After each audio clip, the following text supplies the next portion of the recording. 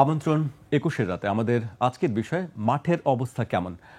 আমাদের সঙ্গে আছেন গণ অধিকার পরিষদের সভাপতি ডাকসুর সাবেক ভিপি নুরুল হক নূর এবং গ্লোবাল টেলিভিশনের প্রধান সম্পাদক নাজমুল আশরাফ। জুমে আমাদের সঙ্গে যুক্ত আছেন বিএনপি চেয়ারপারসনের উপদেষ্টা জয়নুল আবদিন ফারুক। আপনাকে স্বাগত জানাচ্ছি ২১-এর স্টুডিওতে। আপনি শুনতে পাচ্ছেন জি। আলোচনার আমাদের আজকের বিষয় হচ্ছে মাঠের অবস্থা কেমন। এই মুহূর্তে আপনারাই খুব ভালো বলতে পারবেন যে মাঠের অবস্থা কেমন। সবাই মাঠ পর্যায়ে জনসংযোগ করছেন। অনেকটা নির্বাচনী প্রচারণাও বলা যায় যে বিভক্তি বিভাজন তর্ক বিতর্কের মধ্যেও যে আপনারা জনসংযোগটা চালু রেখেছেন। আপনি অবশ্য বেশ কয়েকদিন ধরেই নিজের এলাকায় যাচ্ছেন, কথা বলছেন। সম্প্রতি আপনি পটুয়াখালীতে একটি কথা বলেছেন ইফতার মাহফিলে। আমরা সেই নুরুল হক নূর ওনার যে বক্তব্যটা দিয়েছেন আমরা সেটি দেখতে চাই একবার। আওয়ামী লীগকে ছাড়ে নাই, কোন রাজনৈতিক নেতৃবৃন্দের ডাকে রাজনৈতিকভাবে কিন্তু আন্দোলন গড়ে ওঠে নাই। ছাত্র জনতার স্বতঃস্ফূর্ত প্রচেষ্টার মধ্যে দিয়ে, অংশগ্রহণের মধ্যে দিয়ে এই গণ অভ্যুত্থান হয়েছে। কাজী রাজনৈতিক নেতৃবৃন্দকে আমি বলবো, আপনাদের সহনশীল হওয়া প্রয়োজন, জনগণের প্রতি আপনাদের সহমর্মিতা প্রয়োজন। এখনই যদি খাওয়ান দাওয়ানের জন্য ব্যস্ত হয়ে পড়েন, জনগণ কিন্তু ভোটের সময় টাক দিয়ে দেবে। আমি সরি, কেউ কষ্ট নেবেন না, আমি কোন দলের কথা, আমি আমার কথাও বলছি যে আমার নেতৃবৃন্দ যদি ওইভাবে বলেন যে হ্যাঁ পটুয়াখালী ৩ থেকে নির্বাচন হবে, কিন্তু নেতৃবৃন্দ যদি এলাকায় উৎপাত শুরু করে দেন, অশান্তি নৈরাজ্য শুরু করে দেন, মামলা দিয়ে মানুষকে হয়রানি, মানুষের উপরে জুলুম করা, চাঁদাবাজি, তাই তো মানুষ আমারও ভোট দিবে না। সেই জায়গা থেকে আমাদের নেতৃবৃন্দকে বলবো, আপনারা এমন কাজ করবেন না যার জন্য আমাদেরকেও প্রশ্নবিদ্ধ হতে হয়, দল সম্পর্কে মানুষের নেতিবাচক দৃষ্টিভঙ্গি তৈরি হয়। সকল দলের প্রচেষ্টায়, সকলের ঐক্যবদ্ধ প্রচেষ্টায় পটুয়াখালীতে একটা সুন্দর এবং সম্প্রীতির রাজনীতি প্রতিষ্ঠিত হোক, সেই প্রত্যাশা আমরা করি।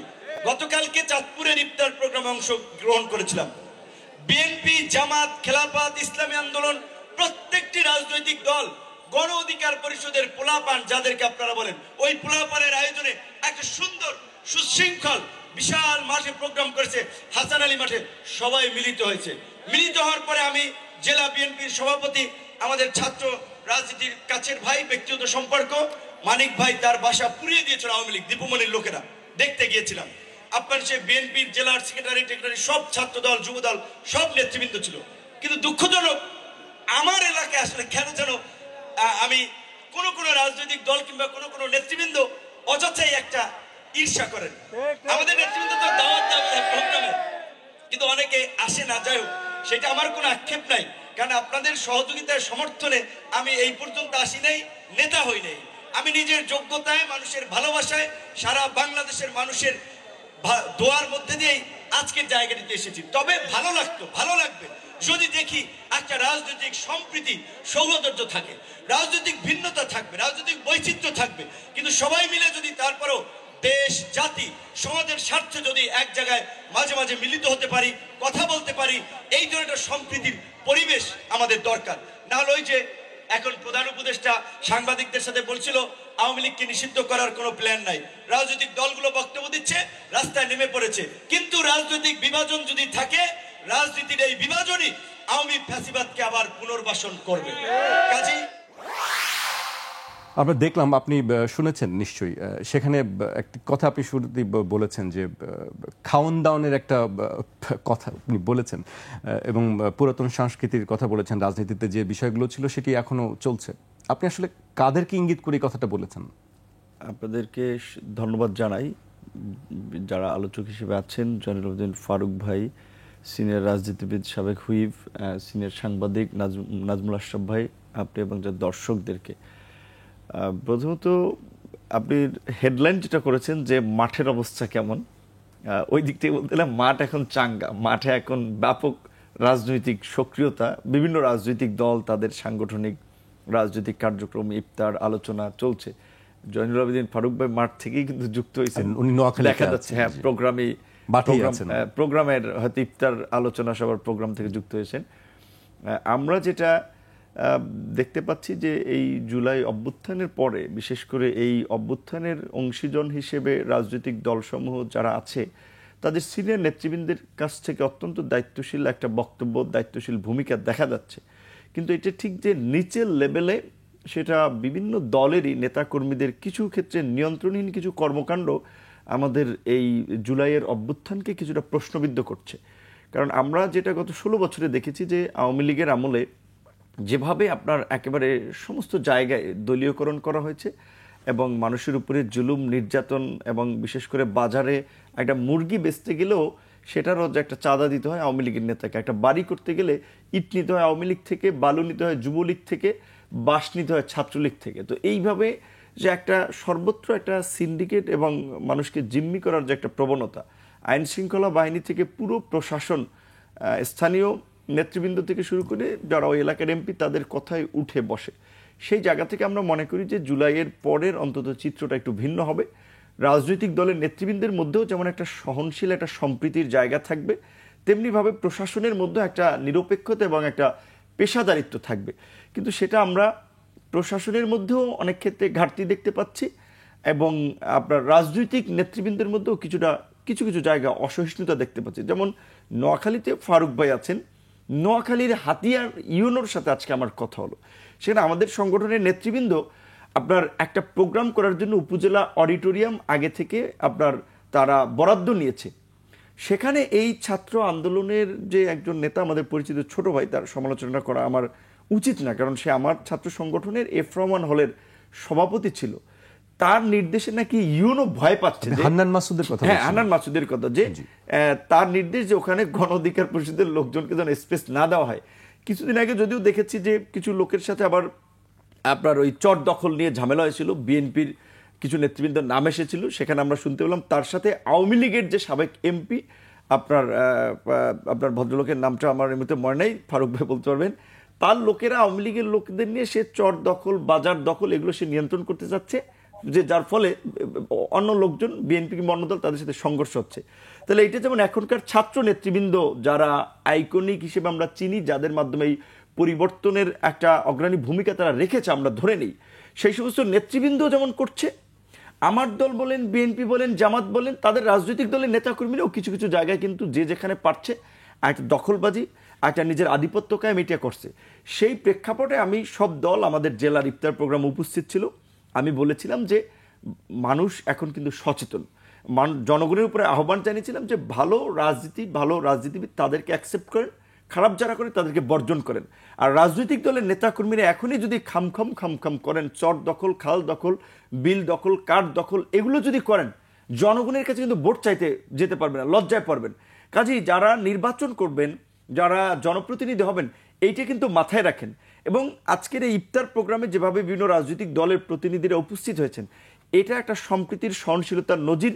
এটাই আমরা এই পটুয়াখালী জেলা তথা সারা বাংলাদেশে আমরা স্থাপন করতে চাই, যেহেতু এই লোকাল প্রেক্ষাপটে আমার বক্তব্যটি দেওয়ার ছিল। আপনি খুব স্পষ্ট করেই কথা বলেন সবসময়, আজকেও যেমন বললেন। জয়নুল আবদিন ফারুক, আপনি নিশ্চয়ই শুনতে পেরেছেন আমাদের কথা।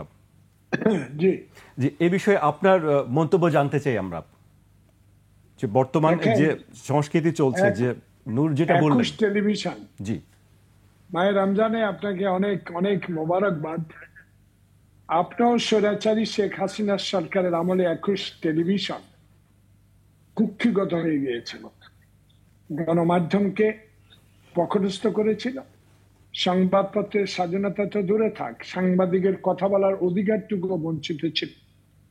আমার মনে পড়ে আমার অত্যন্ত প্রিয় সহযোদ্ধা, যিনি আপনার সাথে একটু আগে কথা বলেছে, সারা বাংলাদেশ না, সারা পৃথিবীর বাংলা ভাষাভাষী যারাই আছেন তারা এই ভিপি নূর হিসেবে জানেন।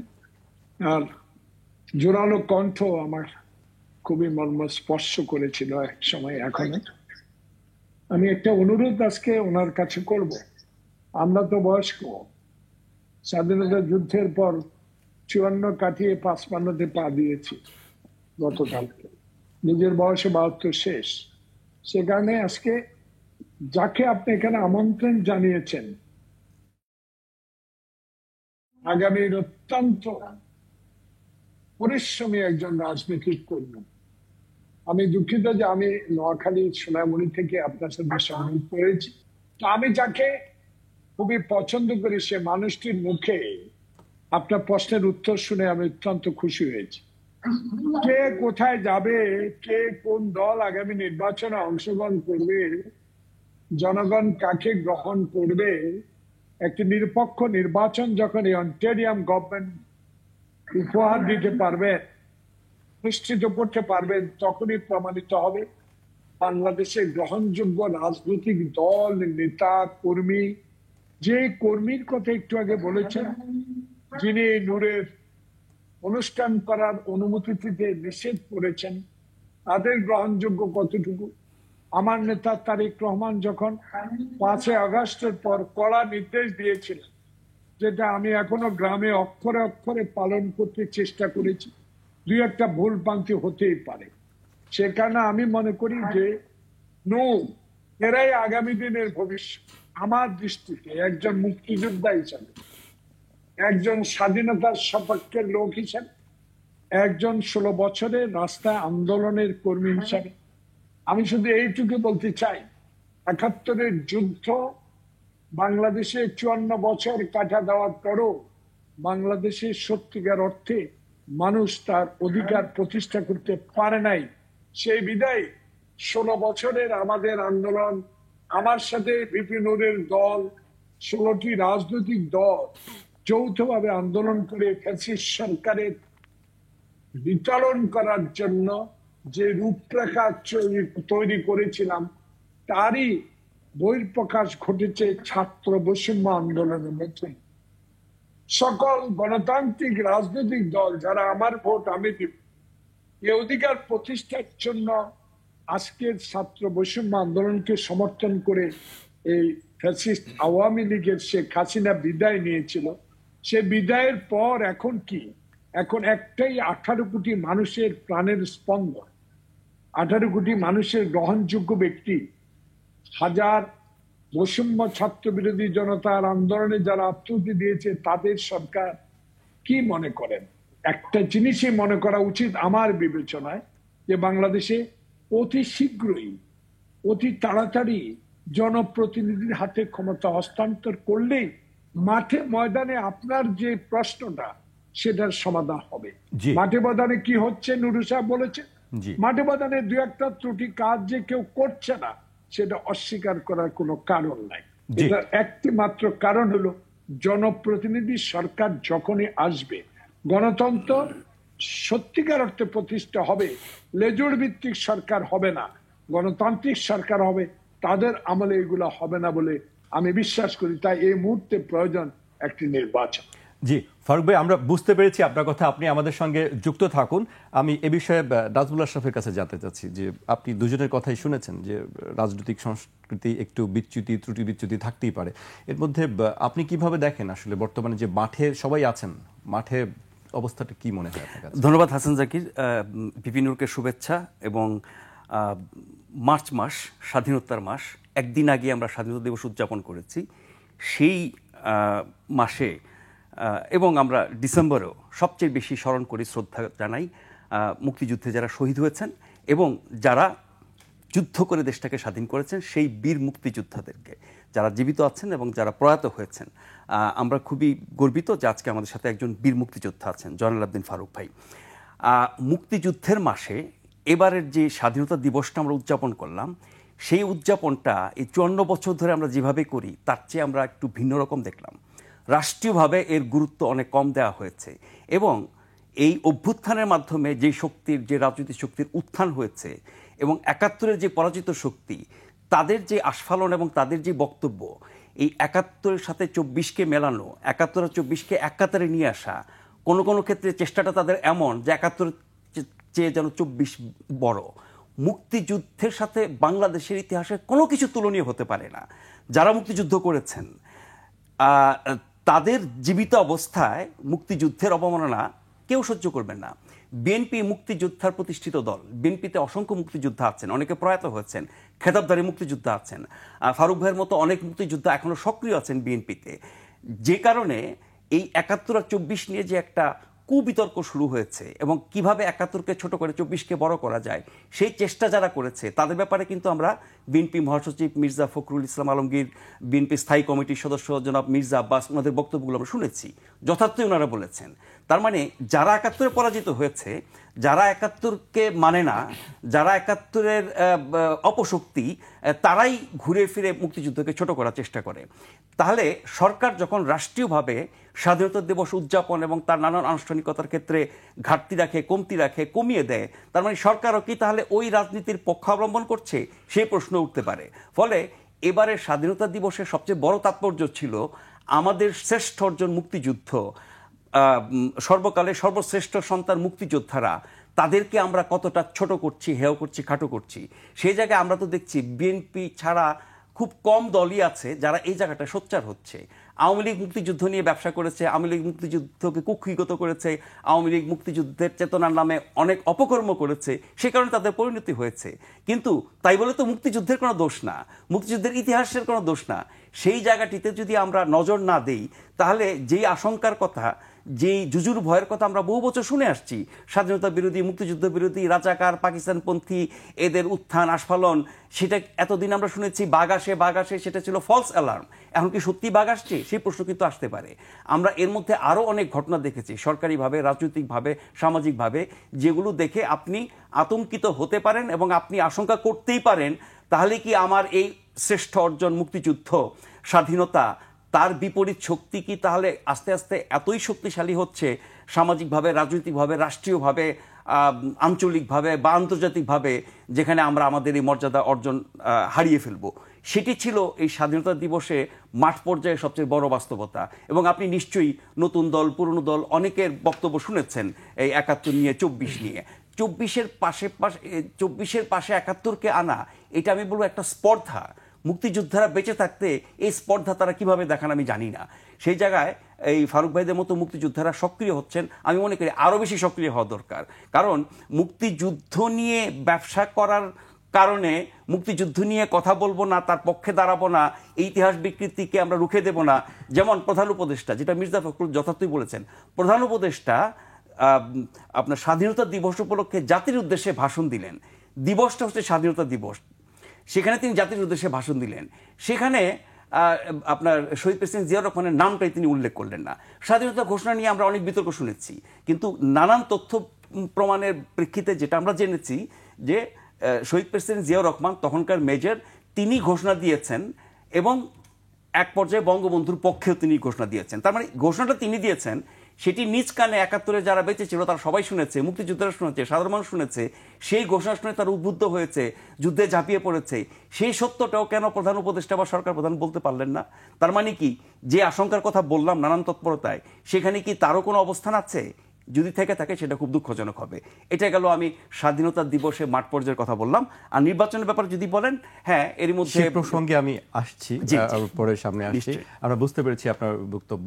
আমি নূরের কাছে জানতে চাইছি যে মাঠ পর্যায়ের অবস্থায় জানতে চাইছি যে আপনি দীর্ঘদিন ধরে রাজপথের আন্দোলনের সঙ্গে জড়িত ছিলেন এবং আপনারাই শুরু করেছেন বৈষম্য বিরোধী বা কোটা আন্দোলন, আপনারাই শুরু করেছেন। আপনি অনেককেই খুব কাছ থেকে দেখেছেন, নতুন নেতৃত্ব আজকে যারা আছেন তাদেরকে খুব কাছ থেকেই দেখা। আমি সেই নতুন নেতৃত্বকে নিয়ে যে আজকে প্রশ্ন উঠছে, আমি সেই ব্যাপারে আপনার কাছে জানতে চাই, আসলে তারা কি ঠিক পথে আছে নাকি সমালোচনাটা কেন হচ্ছে?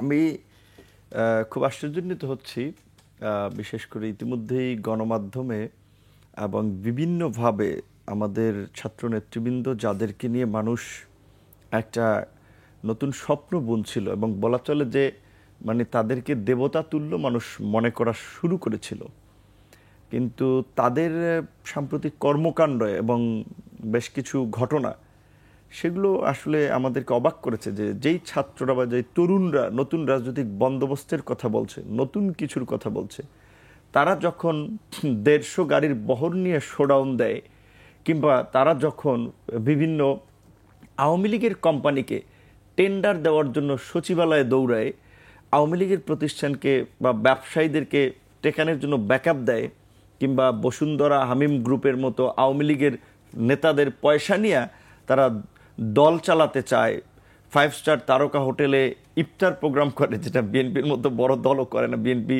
লেডিস ক্লাবের রাজনৈতিক দলগুলোকে নিয়ে ইফতার প্রোগ্রাম করেছে, অনেকবার রাষ্ট্রক্ষমতা থাকা দল। তো এইটা যদি ছাত্রদের অ্যাক্টিভিটিস হয়, তাহলে তারা কি নতুন করছে? শোডাউনের রাজনীতি, আপনার ভাড়া করে লোক ঢাকায় এনে আমরা সমাবেশ জানি যে করা। আপনার ক্ষেত্রে অনেক সুযোগ সুবিধা একসময় ছিল, আমরা শুনতে পাই, সেইগুলো আপনাকে প্রলুব্ধ করেনি হয়তো? না, আমারটা এটা তো নিজের ঢোল নিজে পেটানোর মতো হবে। বাংলাদেশে 28 বছর পরে ঢাকা বিশ্ববিদ্যালয়ে একটা নির্বাচন হয়েছে, এখন পর্যন্ত আর নির্বাচন হয় নাই। 28 বছর পরে একটা নির্বাচন, আমি বিপি হয়েছিলাম। বিপি হওয়ার আগেই 2018 সালের এই কোটা সংস্কার আন্দোলনের মধ্য দিয়ে একটা জনপ্রিয়তা বা অবস্থান তৈরি হয়েছিল। সেখান থেকে গ্র্যাজুয়ালি রাজনৈতিক একটা অন্ধকার সময়ের মধ্যে আমরা কিছুটা আলোর বিচ্ছুরণ হয়ে শুরু করেছিলাম।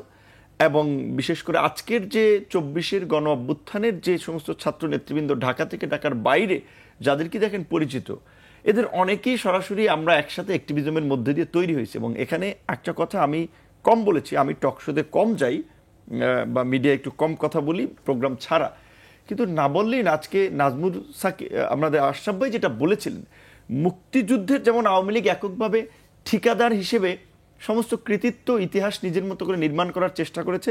আমি ফারুক ভাইয়ের সাথে প্রেস ক্লাব অনেক প্রোগ্রামে, প্রেস ক্লাবের বাইরে ভিতরে অংশ নিয়েছি। তারা একটা মুক্তিযোদ্ধা, তাদেরকে প্রোগ্রামের জন্য সময় বেঁধে দিচ্ছে যে 40 মিনিট আধা ঘন্টার মধ্যে প্রোগ্রাম শেষ করতে হবে, কিংবা কখনো করা যাবে না। তো এই পরিস্থিতি আমরা দেখেছি। এবং তারা মুক্তিযুদ্ধের চেতনার কথা বলে দেশে কার্যত গত 16 বছরে একটা ফ্যাসিস্ট রাজত্ব কায়েম করেছিল। তো আজকে এই 24-এর গণ অভ্যুত্থানের ঠিকাদার কতিপয় ছাত্র নেতারা দাবি করে তারা একদিকে সরকারে গিয়েছে, সরকার থেকে একটা কিংস পার্টি বানাচ্ছে। দেখেন, শেখ হাসিনা তো সরকারের থেকেই নির্বাচন দিতে চেয়েছিল, সেইটা আমরা মানি নাই বিরোধী দলসমূহ। তাহলে এই ছাত্রদের প্রতিনিধি, আমরা তখন ছাত্র, ওই সিম্পাথিতে তাদেরকে সমর্থন দিয়েছিলাম। তারা সরকারে গেল, হোল সরকারের সাথে একটা নেক্সাস তৈরি করলো, সচিব, এসপি, ওসি, ডিসি, মিসি সব নিজের মতো করে সেট আপ তৈরি করে তারা একজনের সরকার থেকে বের হয়ে আসলো, বাকি 2 জন রয়ে গেল। এখন একটা পার্টি করছে। তাহলে একদিকে সরকারি ফান্ড সুযোগ সুবিধা ব্যবহার করে ব্যবসায়ীদেরকে নিয়ে তারা একটা কিংস পার্টি করছে, আর আমরা তার বাইরে থেকে রাজনীতি করছি। তাহলে তাদের মধ্যে আর শেখ হাসিনার চিন্তাধারার মধ্যে পার্থক্যটা কোথায় রইল? তোমরা রাজনীতি করো, স্যাক্রিফাইস করো, ত্যাগ করো, যেটা আমরা গত এই 18 থেকে 24 পর্যন্ত করেছি। আপনারা জানেন এই 24-এর নির্বাচনে নেয়ার জন্য আমাদেরকে প্রত্যেক সিটে 2 কোটি টাকা করে দেওয়া হবে খরচ, এমপি বানানো হবে, মন্ত্রী বানানো হবে। ইব্রাহিম সাহেব কিংবা ব্যারিস্টার শাহজাহান ওমরের মতো লোকেরা লোভ সামলাতে পারে না, প্রলোভনে পড়ে তারা নির্বাচনে গেলেন। বাট আমরা তরুণ, গুটি কয়েক তরুণ, আমাদের তো কোনো রাজনৈতিকভাবে ব্যাকআপ ছিল না, তারপরে কিন্তু আমরা কম্প্রোমাইজ করি নাই। ডাকসুর ভিপি থাকা অবস্থায় জিয়াউদ্দিন বাবলু ভাই থেকে শুরু করে অনেকে এমপি হয়েছেন, মন্ত্রী হয়েছেন, এরশাদ বিরোধী আন্দোলনে অনেকে কম্প্রোমাইজ করেছেন। আমরা কিন্তু এইরকমের একটা রেজিমের সাথেও ন্যূনতম কিন্তু কোনো কম্প্রোমাইজ করি নেই, লড়াইটা চালিয়ে গেছে। যার ফলে আই হেট পলিটিক্স তরুণ জেনারেশনকে কিছুটা হলেও এই বিপ্লব বা বিদ্রোহমুখী করতে পেরেছি। কিন্তু আমি যেই কথাটি বলতে চেয়েছিলাম, পর্দার আড়ালে আমি বই লিখি নাই, কলাম লিখি নাই, লেখার টাইম হচ্ছে না, যেখানে অনেক কিছু এখনো বলি নাই, বলা হয়নি। লিখবেন এই লিখব অবশ্যই। এই আন্দোলনে আমি জাস্ট একটা কথা বলি যে 16 তারিখ তো বিশেষ করে এই আবু সাইদের হিরোইক মৃত্যু, পুলিশের লাঠির সামনে দাঁড়িয়ে অনেককে আসলে আবেগ আপ্লুত করেছে, তাদেরকে বিপ্লবী বিদ্রোহী করেছে। এর আমরাও মেনে নিতে পারি নাই। বিএনপি নেতৃবৃন্দ সহ যুগপৎ আন্দোলনকারী দলসমূহের সাথে আমরা আলাপ করলাম যে এই রকমের মৃত্যু আমরা মেনে নেব, এরপর আমরা কি করতে পারি। তারপরে কিন্তু বিএনপি সবার সাথে আলোচনা করে গায়েবানা জানাজা কর্মসূচি দিয়েছিল 17 জুলাই। ওই গায়েবানা জানাজা থেকে অনেককে গ্রেপ্তার করা হচ্ছিল, এমনকি গায়েবানা জানাজা পড়ার কারণে ইমামকেও গ্রেপ্তার করা হচ্ছিল। তারপরে আলাপ করে আমরা আবার 18 জুলাই শুক্রবার দিন, সেদিন সর্বদলীয় গণমিছিল ছিল, সব রাজনৈতিক দল যারা যুগপৎ আন্দোলনে ছিল। এবং 19 তারিখ রাতে আমি গ্রেপ্তার হয়ে যাই, রিজভী ভাই গ্রেপ্তার হয়, খসরু ভাই গ্রেপ্তার হয়, অনেকে গ্রেপ্তার হয়। এবং তার আগে দিল্লিতে অবস্থানরত বিএনপির স্থায়ী কমিটির সদস্য সালাউদ্দিন সাহেবের সাথে আমরা নিয়মিত আন্দোলনে ছাত্রদল যেন এনগেজ হয়, যুবদল যেন ব্যাকআপে থাকে যদি ঝামেলা টামেলা হয়। কারণ ছাত্রলীগ ক্যাম্পাসে হামলা করতেছে, ছাত্রদেরকে পিঠে রক্তাক্ত করতেছে, নারীদেরকে লাঞ্ছিত করতেছে। এইখানে সংগঠিত ফোর্স আছে বিএনপির, জামাতের, অন্যান্য দল। আমরা কিন্তু সবার সাথে আলাপ আলোচনা করে কিভাবে এই আন্দোলনকে একটা গণ আন্দোলনে রূপান্তরিত করা যায় সেই প্রচেষ্টাটা করেছিলাম। আর আজকে কেউ যদি এই আন্দোলনের জনক, আন্দোলনের মাস্টারমাইন্ড বলে নতুন কৃতিত্ব নিতে চায়, সেইটা কিন্তু হতে দেওয়া হবে না। এটা একটা বিভ্রান্তিকর তথ্য। আপনার কাছেই আসছি। নূর অনেকগুলো কথা বলেছেন, এ বিষয়ে আপনার মন্তব্য জানতে চাই ফারুক ভাই। দেখুন, আমি আগে বলেছি আমাকে কয়েক মিনিটের মধ্যে বিদায় করতে হবে, যেহেতু আমি একটা অনুষ্ঠানে আছি। শুধু 21 টেলিভিশনকে প্রাণের চেয়ে বেশি ভালোবাসি। যে 21 টেলিভিশনে প্রথমে তারেক রহমানের বক্তব্য প্রকাশ করতে গিয়ে তার থেকে রোশানলে পড়তে হয়েছে শেখ হাসিনা। সেই জন্য 21 ফেব্রুয়ারি যদি কোনো কিছু আবেদন করেন, অনুরোধ করেন, সেটা রক্ষা করতে আমি ভাবি। সে কারণে আমাকে একটু সময় দিবেন দয়া করে, আমার একটা মিটিং শুরু হবে। আমি গ্রামে সোনামণি নোয়াখালীতে আছি একটা মাপে। আমার শ্বাসপথ ছোট ভাই, যাকে আমি আগে বলেছি অন্তর দিয়ে অন্তর দিয়ে ভালোবাসি, যে কথাটা আপনি উপস্থাপন করেছেন, সাংবাদিক বন্ধু যে কথাটা বলেছেন, এই কথার মধ্যে আজকে বেস্ট একটাই আমি খুঁজে পেয়েছি। নুরু অত্যন্ত একজন সাহসী সৈনিক, তার কথার সাথে একমত পোষণ করে এটাই বলতে চাইলাম। আজকে সাংবাদিক বন্ধু, আমি ওনার সাথে অনেক টক শো করেছি, অত্যন্ত প্রিয় একজন ব্যক্তি। দেখেন, গতকালকে আমি এলাকায় ছিলাম সেনবাগে, ইউনুস সাহেব আমাকে একটা কর্মসূচি দিলেন কুচকাওয়াজ সহ মুক্তিযোদ্ধার সম্মান। আজকে গতকালকে শুনলাম উনি বক্তব্য বলেছেন প্রশাসন থেকে উপরের থেকে নিষেধ করা হয়েছে এবার কোন মুক্তিযোদ্ধার সম্বর্ধনা সহ অন্যান্য কোন আনুষঙ্গিক অনুষ্ঠান হবে না। তার পরবর্তীতে একদিন আগে আবার একটা রিপিট সংসদে পাঠানো হইল, মুক্তিযোদ্ধাদের সম্বর্ধনা দেওয়া হলো। সেই অনুষ্ঠানে আমি গিয়েছিলাম। আমরা এখনো সেনবাগে 370 জন জীবিত আছি। সবার সাথে সাক্ষাৎ হলো, মোলাকাত হলো, কিছু কথা হলো। আজকে নূর সাহসী শহীদ, সাহসী সৈনিক, আপনাকে অভিনন্দন জানাই। একজন রাজনৈতিক কর্মী, সে 62 সালে শিক্ষা কমিশন রিপোর্ট আপনার মতো বয়সে আমরা আন্দোলনে শরীক হয়েছি। 69-এর আসাদের কথা ভুলে যাবেন, 62-র কথা ভুলে যাবেন, 52-এর শহীদ কথা ভুলে যাবেন, যারা আমার ভাষার জন্য কথা বলেছে।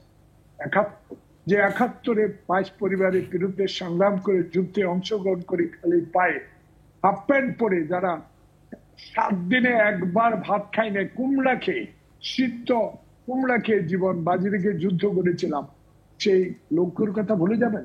সেই কথাই মনে করিয়ে দেয় যারা স্বাধীনতাকে পারিবারিক পরিবারে পরিণত করেছিল 16 বছর, কথা বলতে দেয় নাই, তাদের উদ্দেশ্যে এখন এই অল্প সময় কিছু বলার প্রয়োজন নাই। 71-এর যুদ্ধকে ছোট করে জুলাই আগস্টের বিপ্লবকে সামনে আনতে চায়, তাদের প্রতি আমার অনুরোধ থাকবে, 71 না হলে আপনার বাবা আপনি জন্মগ্রহণ করতেন, এই বিষয়টি মনে রাখতে হবে। এবং জুলাই বিপ্লব এবং আগস্টের বিপ্লব শুধু আপনাদের একা না, সারা বাংলাদেশে যারা হাসিনার বিরুদ্ধে, যে হাসিনা মায়ের বুক খালি করেছে, যে হাসিনা আয়নাঘর বানিয়েছে, যে হাসিনা ডিবি হারুনের মতো লোককে জন্ম দিয়েছে, যে হাসিনা বেনজিরের মতো লোককে আইডিবি বানিয়েছে, সেই হাসিনার কথা মনে রেখে আজকে সমস্ত ভুল সংশোধন করে একটি নির্বাচনের দিকে এগিয়ে যেতে হবে। আমি একজন মুক্তিযোদ্ধা হিসেবে খুবই দুঃখ প্রকাশ করছি যে একজন গ্রহণযোগ্য ব্যক্তি 16 কোটি মানুষের, যার হাতে বাংলাদেশের সকল নির্বাচন সহ দায়িত্ব অর্পণ করা হয়েছে, হাজারো ছাত্র জনতার রক্ত অর্জিত এই সরকার, এই সরকার যদি আজকে যে প্রত্যেকটা টেলিভিশনের পেছনে একজন মুক্তিযোদ্ধার ছবি দিয়ে 26 তারিখ যে সংবাদগুলো আপনারা বুলেটিন গুলো প্রকাশ করেছিলেন, প্রচার করেছিলেন, সেখানে যদি সেই সেক্টর কমান্ডার বীর উত্তম, শহীদ প্রেসিডেন্ট জিয়াউর রহমানের ছবিটা থাকতো, নামটা উল্লেখ করতো, তাহলে বাংলাদেশে তখন 6 কোটি মানুষ 25শে কালো রাত্রিতে, যেদিন শেখ মুজিব পাকিস্তানের প্রধানমন্ত্রী হবার জন্য ইয়াহিয়া ভুট্টোর সাথে আলোচনা করে দিনক্ষণ শেষ করছিল, তখন এই আসামাদ্রব ছাত্র জনতা শেখ মুজিবের বাড়ির সামনে গিয়ে আমি ছিলাম, বিক্ষোভ করেছিলাম, আর নয় সমঝোতা, এবার তুমি স্বাধীনতা ঘোষণা করো। সেই স্বাধীনতা ঘোষণা করেছেন একজন আর্মির মেজর জিয়া। তাই আমি একটু দুঃখ পেয়েছি যে নামটা উল্লেখ করতেন, আমরা খুশি হতাম। আর একটি বক্তব্য আমি দেখেছি, সেটা না বললেই নয়। নুরু, আমি মনে করি কিছু মনে না করবেন এই আমার এই কথার জন্য। গতকালকে আমি টেলিভিশনে, আপনার টেলিভিশনে, 21 টেলিভিশনে আমি গ্রামে দেখেছি যে জামাতে ইসলামের একজন অত্যন্ত গুরুত্বপূর্ণ ব্যক্তি একটা কথা বলেছে, যে শুধু মুক্তিযুদ্ধ নয়, মুক্তিযুদ্ধের বড় আরো যুদ্ধ আছে। তাই এই কথাগুলো বলে মুক্তিযুদ্ধে যারা বিরোধিতা করেছে তাদেরকে ছোট করাটা ঠিক হবে না। তাই আমি মির্জা আব্বাসের কথার সাথে একমত পোষণ করে বলতে চাই, সেই জুলাই বিপ্লবের কথা চিরজীবন তরুণ সমাজের কাছে থাকবে, যেটা ছিল 62, 52, 69 এবং 71-এর স্বাধীনতার যুদ্ধ। এবং আরো বেশি বেশি মনে থাকবে 2014 সাল থেকে শেখ হাসিনা ফ্যাসিস্টের যে অত্যাচার অবিচার।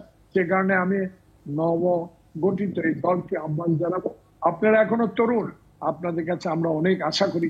এমন বক্তব্য এই সময়ে দেওয়া উচিত নয়, যেই সময় জাতীয় ঐক্যবদ্ধ এই ইন্টেরিয়াম গভর্নমেন্টের কাছে একটি নির্বাচনের জন্য। এই নির্বাচনকে টালবাহানা করে আরেকটি ষড়যন্ত্র 111-এর মতো সৃষ্টি হোক, বাংলার মানুষ সেটা চায় না। 21 টেলিভিশন আপনাকে অনেক অনেক ধন্যবাদ। নুরুকে আমার শুভেচ্ছা, আগাম ঈদ মুবারক। সাংবাদিক ভাইকে আমার অগ্রিম ঈদ মুবারক। ঈদের পর ইনশাল্লাহ আবার দেখা হবে। আসসালামু আলাইকুম। ওয়ালাইকুম আসসালাম। আপনাকে অনেক ধন্যবাদ আমাদেরকে সময় দেওয়ার জন্য। আমাদের আরও বেশ কিছু বিষয় নিয়ে আমরা কথা বলবো, আমাদের একটি বিরতিতে যেতে হচ্ছে। দর্শক, একটি বিরতি নিচ্ছি, বিরতির পর আবারও ফিরবো 21-এর রাতে, আমাদের সঙ্গেই থাকুন।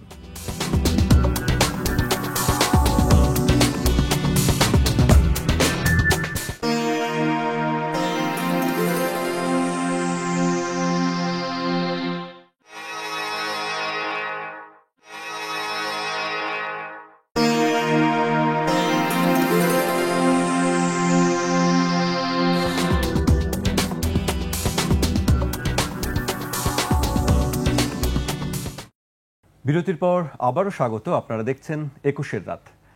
বিরতিতে যাবার আগে আমরা মাঠ পর্যায়ের রাজনীতির কথা বলছিলাম, মুক্তিযুদ্ধ স্বাধীনতার বেশ কিছু প্রসঙ্গ আসছিল, নতুন নেতৃত্ব নিয়েও কথা হচ্ছিল।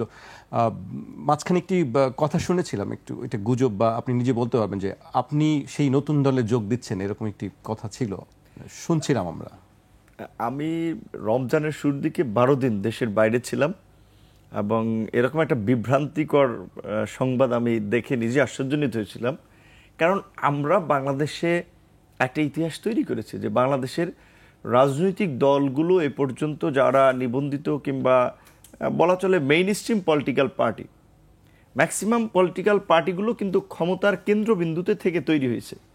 একমাত্র বাংলাদেশে বলা চলে অর্গানিক দল, যেটা আপনার বিরোধী দলে থাকা অবস্থায় একটা আন্দোলন সংগ্রামের মধ্য দিয়ে তৈরি হয়েছে, সেটা হচ্ছে এই গণ অধিকার পরিষদ, যেটা আমরা সর্বশেষ ট্র্যাক প্রতীকে নিবন্ধিত হয়েছি।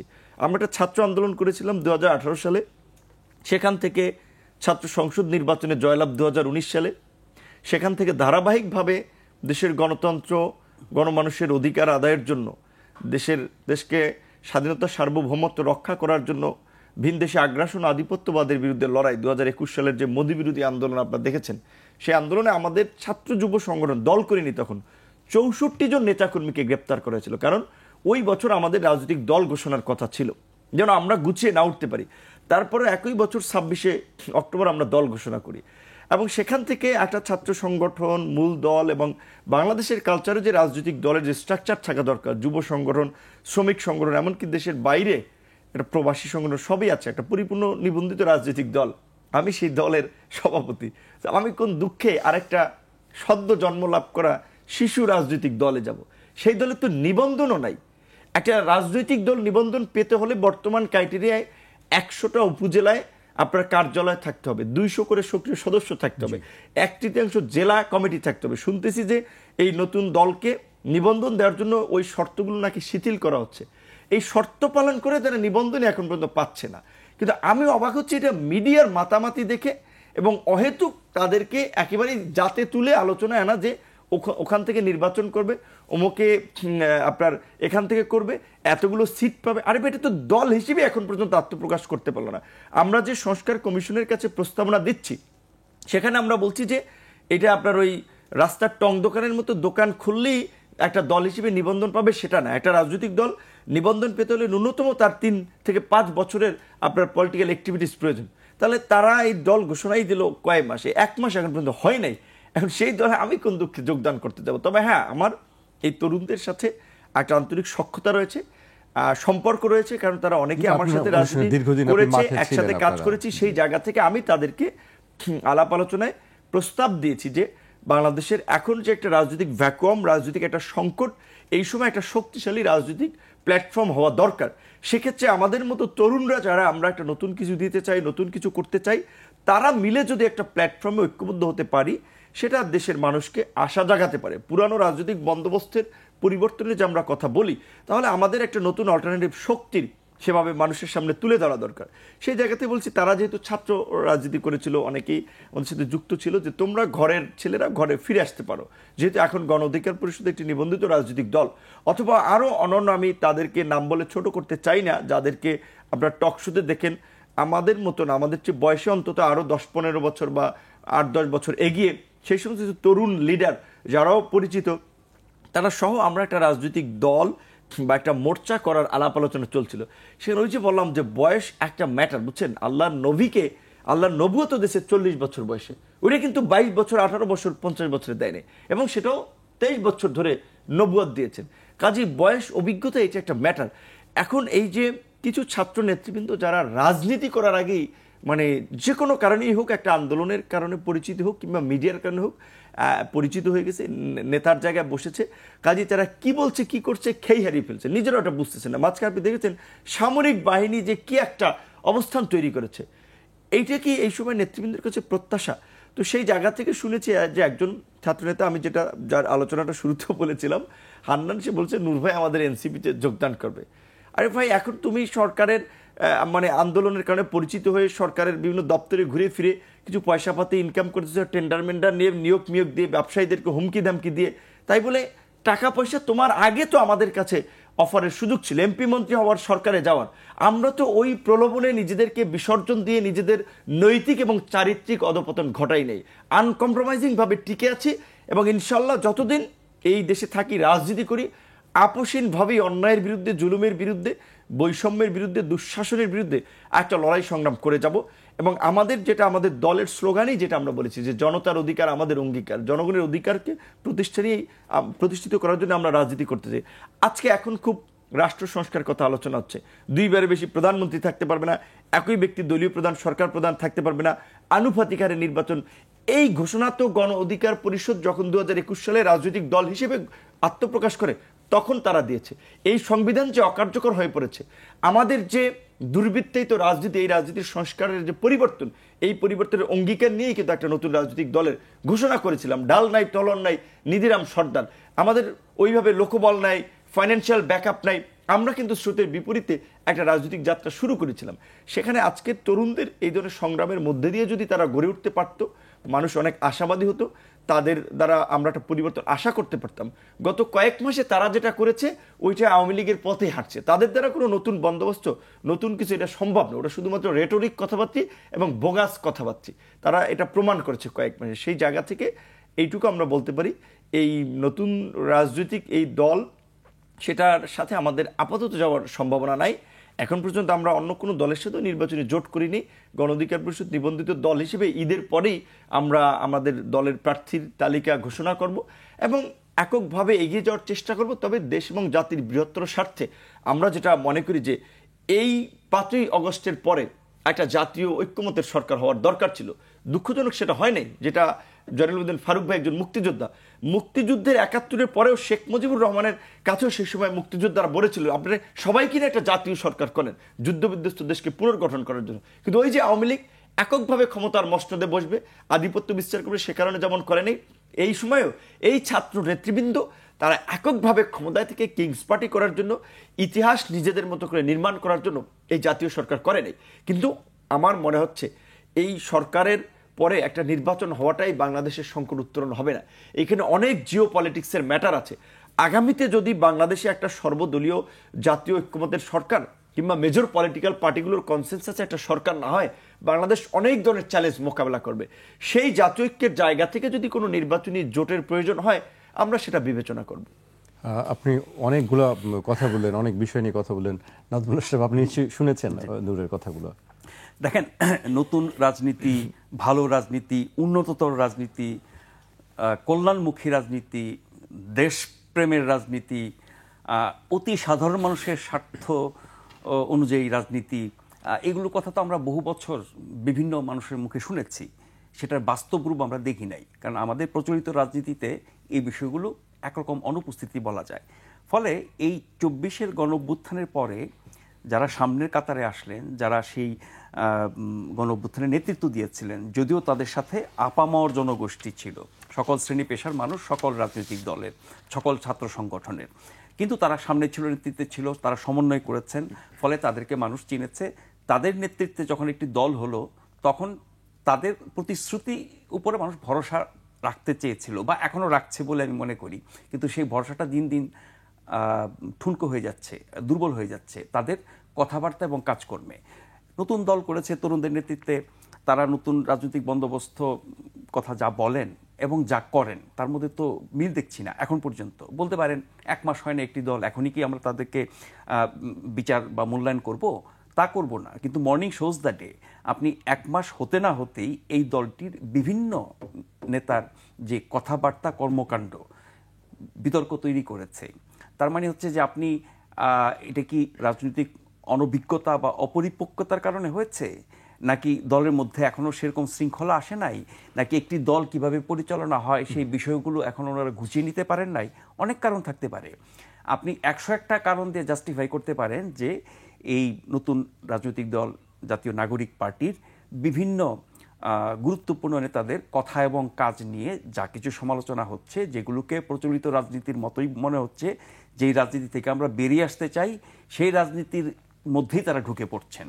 সেটি শোডাউন বলি, চাঁদাবাজি বলি, আঙ্গুল ফুলে কলা গাছ হয়ে যাওয়া বলি, আমি কি হনুরে, মানে এই দলের অনেক নেতা আছেন এবং তারা সবাই ব্রিলিয়েন্ট কোন দিক থেকে? তারা যেই প্রজন্মের মানুষ, তারা বাস্তবতার কারণেই অনেক বেশি মেধাবী, অনেক বেশি জ্ঞান গরিমার অধিকারী, অনেক বেশি তারা জানেন, তারা বিশ্ব নাগরিক, তারা কি বলবো ইন্টারনেটের সুবাদে অনেক কিছু জানেন, বোঝেন। কিন্তু আপনার জ্ঞান বা তথ্য জানা আর অভিজ্ঞতা এক জিনিস না। অভিজ্ঞতার কোনো বিকল্প নাই, সেটি পৃথিবীর ইতিহাসে আপনার তাকালেই বোঝা যায়। আপনি যে কোনো কাজের ক্ষেত্রে, রাজনীতি কেন, আপনি যে কোনো কাজে, যে কোনো পেশায় অভিজ্ঞতার যে গুরুত্ব আছে সেটি তো প্রমাণ করা দরকার হয় না। ফলে রাজনীতিতে অভিজ্ঞতা নিশ্চয়ই অনেক গুরুত্বপূর্ণ বিষয়। সেই অভিজ্ঞতা তাদের হয় না, ভালো কথা, কিন্তু সেই অভিজ্ঞতা ছাড়াই তারা যা অর্জন করতে চাচ্ছেন, তারা যে লক্ষ্যমাত্রা নির্ধারণ করছেন, যা কিছু বলছেন, এবং তার সাথে সরকার বা রাষ্ট্রের যেই পৃষ্ঠপোষকতা, সমর্থন, সহযোগিতা দেখছি, তাতে করে এগুলো অর্জিত হবে না, মানুষ আশাভঙ্গ হবে। এবং এই তরুণ নেতৃত্ব রাজনীতিতে আসা, নতুন প্রজন্মের রাজনীতিতে আসা, নতুন রাজনীতির কথা বলা, এই বিষয়গুলো যদি একবার ব্যর্থ হয়ে যায়, তাহলে সেই পুরনো রাজনীতি, সেই নষ্ট রাজনীতি, সেই ঘুণেধরা রাজনীতিরই আবার পুনরাবৃত্তি হবে এবং আমরা তার কবলেই পড়ে যাব। ফলে তাদের সার্থকতা ব্যর্থতার উপর কিন্তু অনেক কিছু নির্ভর করে। তারা কেন সফল হতে পারছে না সেই মূল্যায়ন তারা নিজেরা করবেন, সমালোচনাগুলো তারা ভালোভাবে নেবেন এবং এটাকে তারা ইতিবাচকভাবে নিয়ে নিজেদেরকে শুধরাবেন, তাহলে হয়তো তারা সাফল্যের দিকে যেতে পারবে। আমরা সেই প্রত্যাশাই করবো। আমরা একেবারে শেষ পর্যায়ে চলে এসেছি অনুষ্ঠানে। আমার একটু ভিন্ন প্রসঙ্গে যেতে চাই। যুক্তরাষ্ট্রের ফেডারেল সংস্থার 2025 সালের বার্ষিক প্রতিবেদনে ভারতে ধর্মীয় সংখ্যালঘুদের উপর হামলা ও বৈষম্য নিয়ে উদ্বেগ প্রকাশ করা হয়েছে। ধর্মীয় স্বাধীনতা গুরুতরভাবে লঙ্ঘনের অভিযোগে ভারতের গোয়েন্দা সংস্থা রিসার্চ অ্যান্ড অ্যানালাইসিস উইং রয়ের উপর নিষেধাজ্ঞার সুপারিশ করা হয়েছে। আপনি গোয়েন্দা সংস্থার ব্যাপারে যদি আমাদেরকে কিছু বলেন। বিশেষ করে আপনি যে দেশের গোয়েন্দা সংস্থার কথা বলছেন, এটা তো দেশের একটা শক্তিশালী গোয়েন্দা সংস্থা, এবং আমরা এইবারের যে আপনার গুম তদন্ত কমিশনের যে প্রতিবেদন এবং কিছু ঘটনার ফ্যাক্টস ফাইন্ডিং যেটা দেখলাম, সেখানে কিন্তু উঠে এসেছে যে বাংলাদেশের নাগরিকদের অপহরণের ক্ষেত্রে, বিশেষ করে রাজনৈতিক কর্মীদের অপহরণের ক্ষেত্রে ভারতের এই গোয়েন্দা সংস্থাটির নামও উঠে এসেছে। এবং শুধুমাত্র এইখানে না, বাংলাদেশের নির্বাচনে হস্তক্ষেপ করা, বাংলাদেশের বিভিন্ন প্রতিষ্ঠানে হস্তক্ষেপ করা, তাদের অনেক ইনভলভমেন্ট আছে। এবং বিশেষ করে কানাডাতে আপনার একজন শিখ নাগরিকের হত্যাকাণ্ড যুক্তরাষ্ট্রে চেষ্টা করা, মানে ভারত নিশ্চয়ই একটা রাইজিং সুপার পাওয়ার হচ্ছে, কিন্তু সেখানে তারা এখনই বিশেষ করে বাংলাদেশকে তো তারা যা করছে গত 16 বছরে, বাংলাদেশের ক্ষমতায় বসানো, নামানো, এমপি বানানো, মন্ত্রী বানানো, গুম করা, মেরে ফেলা, এই সমস্ত ঘটনাগুলোতে স্পষ্টত তাদের একটা ইনভলভমেন্ট ছিল হাসিনার এই ফ্যাসিবাদকে টিকিয়ে রাখতে। সেখানে এই জুলাই গণ অভ্যুত্থান তাদের মানে ইতিহাসকে উল্টে দিয়েছে, সেটা একটা ঘটনা ছিল। কিন্তু যুক্তরাষ্ট্র কিংবা কানাডা তো এর আগে থেকে আমরা এগুলো পত্রপত্রিকা দেখে আসছি।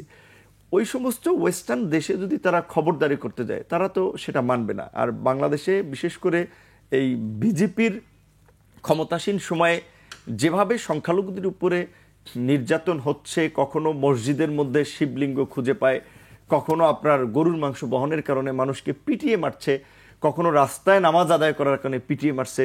এবং বিশেষ করে উগ্র হিন্দুত্ববাদী সংগঠনগুলো, বাংলাদেশে যেমন কিছু এক্সট্রিমিস্ট অর্গানাইজেশন আছে যারা আপনার এখানকার একটা স্থিতিশীল থ্রেট, ওইখানেও কিন্তু কিছুটা আছে। যদিও বিজেপি বা ক্ষমতাসীন দল তারা এটাকে পৃষ্ঠপোষকতা দিয়ে রেখেছে, সেখানে মার্কিন যুক্তরাষ্ট্র ও পশ্চিমারা অনেকদিন ধরেই ছোটোখাটো প্রতিবাদ আমি দেখেছি, উদ্বেগ জানিয়েছিল, কিন্তু কার্যকর পদক্ষেপ নেয় নেই। সেক্ষেত্রে যদি যুক্তরাষ্ট্র এখন এই পদক্ষেপটা নেয়, সেটা ভালো পদক্ষেপ হতে পারে অন্তত, যে সংখ্যালঘুদের প্রোটেকশনের ক্ষেত্রে। কারণ দেখবেন বাংলাদেশে আপনার এই জুলাই গণঅভ্যুত্থানের পরেও মাইনরিটিদের উপর হামলা হচ্ছে, নির্যাতন হচ্ছে, ধর্ষণ হচ্ছে, জমি জামা সম্পদ লিখে দিচ্ছে। এই ধরনের মিথ্যা প্রোপাগান্ডা কিন্তু একেবারে ওখানকার স্টেট স্পন্সর মিডিয়াগুলো সহ সর্বত্র তারা এই প্রোপাগান্ডাটি ছড়িয়েছে। বিপরীত দিকে ওইখানে যে এত সংখ্যালঘু নিপীড়ন হচ্ছে, তাদের উপরে যে নির্মম নিষ্ঠুর নির্যাতন করা হচ্ছে, ওইগুলো নিয়ে ওই দেশের মিডিয়াও নেই, এমনকি অন্য দেশের মিডিয়াগুলো খুব একটা সরব হয়নি। সেইখানে এখন আল জাজিরা একমাত্র কিছু কিছু ঘটনা তুলে ধরছে। আন্তর্জাতিক মিডিয়ার উচিত যে ভারতের এই সংখ্যালঘুদের নির্যাতনের বিষয়গুলো তুলে ধরা, এবং স্বাভাবিকভাবেই ভারতীয় গোয়েন্দা সংস্থা, ওই যেটা ৭৫ আপনার নিশ্চয়ই মনে আছে শেখ মুজিবুর রহমান হত্যাকাণ্ডের আগে ভারতের যে গোয়েন্দা সংস্থার প্রধান তৎকালীন সময় এনকাও, তিনি তাকে ওয়ার্নিং দিয়েছিলেন যে এ ধরনের ঘটনা ঘটতে পারে। তো তিনি কিভাবে জানতেন? একদিকে সেই মুক্তিযুদ্ধের পরেও যেমনিভাবে সেই সময়েরও মানে বিদ্রোহী অনেককে উস্কে দিয়েছিল, আবার শেখ মুজিবুর রহমানকে ভারতের গ্রিপে রাখার জন্য চেষ্টা করেছিলেন, এবং ওই ৭৫ থেকে বিশেষ করে আপনার ৭৮ পর্যন্ত আপনার যে টানা ৭১ পর থেকেই যে একটা টাল মাটাল অবস্থা, এবং তারপরে বাংলাদেশে বেশ কয়েকটা সামরিক কু ঘটাতেও কিন্তু তাদের একটা ইনভলভমেন্ট ছিল। ইভেন এখনও অনেকে ধারণা করছে যে তারা বিভিন্ন ধরনের ষড়যন্ত্রের প্লট রচনা করে যাচ্ছে, বাংলাদেশকে অস্থিতিশীল করা, বাংলাদেশের পার্বত্য চট্টগ্রাম অঞ্চলের যে সশস্ত্র গোষ্ঠীগুলোকে ফাইন্যান্স করা, অস্ত্র দেওয়া। সেই ক্ষেত্রে এটা আমাদের জায়গা থেকেও আমি মনে করি এখন যুক্তরাষ্ট্রের প্রতিবেদনের পরে বাংলাদেশের যে এই আপনার পার্বত্য চট্টগ্রামগুলোকে অস্থিতিশীল করা সহ দেশের মধ্যে তারাও যে নাশকতামূলক কর্মকাণ্ড, অস্থিতিশীল প্রজেক্ট তারা নিচ্ছে, সেগুলো নিয়ে বাংলাদেশের পক্ষ থেকেও এখন ইন্টারন্যাশনাল জায়গায় এটা তুলে ধরা দরকার। যেহেতু ডক্টর ইউনূসের কারণে আমাদের কিছুটা সেই জায়গাটা তৈরি হয়েছে। আজকে দেখছেন চীন আপনার স্পেশাল বিমান পাঠাচ্ছে নেওয়ার জন্য। আজকের জাতিসংঘের মহাসচিব থেকে শুরু করে আন্তর্জাতিক অনেক স্বনামধন্য ব্যক্তিত্ব, শক্তিশালী বা প্রতিষ্ঠিত ব্যবসায়ীরা কিন্তু বাংলাদেশ নিয়ে এখন মানে একটা পজিটিভ ধারণা পোষণ করে, due to head of the government. এই গভর্নমেন্টের অনেক দুর্বলতা আছে, সেগুলো সত্ত্বেও ইউনূসের কারণে, ব্যক্তি ইউনূসের কারণে যে পসিবিলিটিটা আছে, সেটাও যদি আমরা জাতীয় ঐক্য গঠনের মধ্যে দিয়ে কাজে লাগাতে পারি, দেশকে অনেক দূর এগিয়ে নেওয়া সম্ভব। সেই জন্যই আমরা বারবার বলছিলাম যে আমাদের দরকার একটা জাতীয় ঐক্যমতের সরকার, একটা জাতীয় ঐক্যের সরকার। জি, একেবারেই শেষ পর্যায়ে চলে এসেছি আমরা। আপনি সংক্ষেপে আমাদের একটু বলবেন। দেখেন, রয়ের কীর্তিকলাপ বিশ্বজুড়ে, কানাডাতে, ইউএসএতে কি হয়েছে উনি বললেন, এবং কানাডা ঘটনার পরে কিন্তু কানাডার সাথে ভারতের সম্পর্ক কিন্তু চরম অবনতি হয়েছে। কূটনীতিক পাল্টাপাল্টি বহিষ্কার হয়েছে, ভিসা দেওয়াটাও বন্ধ হয়েছে, এবং ওখানে থাকা যে ইন্ডিয়ান ক্যানেডিয়ান তারাও কিন্তু একরকমের বেকায়দায় পড়েছে, তাদের যোগাযোগ যাতায়াত অনেক কিছু। তার মানে হচ্ছে এরকম একটা জঘন্য ঘটনা, অন্য দেশে গিয়ে সেই দেশের নাগরিককে হত্যা করা এবং সেটার পক্ষে আবার সাফাই গাওয়ার চেষ্টা করা, তার জন্য উল্টা কানাডাকে দোষী করা, এবং আমেরিকা সহ ইউরোপের বিভিন্ন দেশ কিন্তু কানাডার এই তথ্যকে কনফার্ম করেছে, ব্রিটেন পর্যন্ত কনফার্ম করেছে, আমেরিকা কনফার্ম করেছে, ইউরোপের আরও কতগুলো দেশ কনফার্ম করেছে। তার মানে হচ্ছে যে কানাডা যে ক্লেমটা করেছে যে ওখানে গিয়ে এই শিখ নেতাকে হত্যা করেছে যিনি ক্যানেডিয়ান। তো এরকম জঘন্য ঘটনা আমেরিকাতে ঘটাতে চেয়েছিল, নিউ জার্সিতে ধরা পড়েছে কিন্তু রয়ের লোক। তার মানে হচ্ছে বাংলাদেশে গত 15 বছর 16 বছর আগে করছে, গত 15-16 বছর যেভাবে তৎপর ছিল, যেভাবে ভারতের আধিপত্যবাদ প্রতিষ্ঠিত হয়েছে বাংলাদেশে, রাজনৈতিক, ব্যবসা, অর্থনৈতিক, সামরিক, শিক্ষা, সংস্কৃতি, গণমাধ্যম, সব ক্ষেত্রে ওই যে তারা মানে আস্থাটা পেয়েছে যে বাংলাদেশের মতো একটা দেশের সব কিছু দখল করে ফেলা যায়, সেই আস্থা থেকে হয়তো ইউরোপে, আপনার কানাডা, আমেরিকা করতে গিয়ে ধরা খেয়েছে। কিন্তু একটা দেশের গোয়েন্দা সংস্থার মূল কাজ কি? জাতীয় নিরাপত্তার স্বার্থে দেশের ভেতরে এবং বাইরে কাজ করা। যদি কূটনৈতিক ভূমিকার কথা বলি, সেটা কূটনৈতিকভাবেই হওয়া উচিত। তারপরও কূটনীতির অংশ হিসেবে কিন্তু গোয়েন্দারাও কাজ করে থাকেন, এবং বিভিন্ন কূটনীতিক মিশনে কিন্তু গোয়েন্দাদের প্রতিনিধিও থাকে। তারা তাহলে ওই কূটনীতিটাকে এগিয়ে নেওয়ার জন্য তাদের ভূমিকা রাখবেন, তারা গিয়ে অন্য দেশে অপরাধ করবেন না, খুন খারাপই করবেন না, বা বাংলাদেশের মতো একটা দেশে সবকিছু গ্রাস করে একটা দেশকে মানে কুক্ষিগত করার চেষ্টা করবেন না। তো যে বাংলাদেশে ব্যর্থ হয়েছে, কানাডাতে ব্যর্থ হয়েছে, আমেরিকাতে করতে গিয়ে ধরা পড়েছে, এরপরে তাদের উচিত হচ্ছে এই সংস্থাটির সংস্কার করা, এর মূল্যায়ন করে নতুনভাবে তাদের পলিসি নির্ধারণ করা। আমার তো মনে হয় না তারা সেরকম কিছু করেছে। ফলে এই আমাদেরকে সহ অন্য অনেক দেশকে যেভাবে ক্ষতিগ্রস্ত বা আক্রান্ত করে, আমরা ছোটবেলায় একসময় শুনতাম অনেক গোপনে অনেক সূক্ষ্মভাবে কাজ করে সিআইএ, কেজিবি।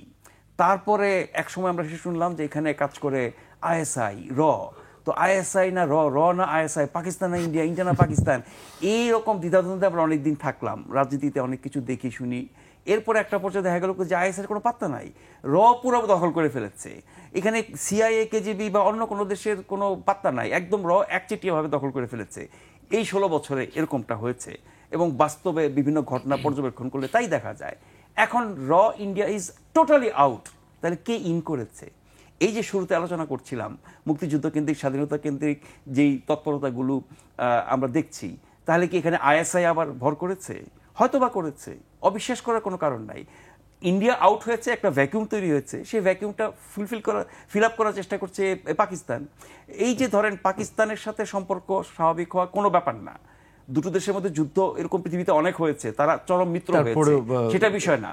কিছু কিছু আনরিজলভড বা অনিষ্পন্ন বিষয় আছে, যে 71 গণহত্যার জন্য তারা এখনো প্রকাশ্যে ক্ষমা চায় নাই, তারা আমাদের অনেক সম্পদ বুঝিয়ে দেয় নাই, তারা আটকে পড়া পাকিস্তানি থেকে ফেরত নেয় নাই, ওগুলো নিষ্পত্তিত হয় নাই।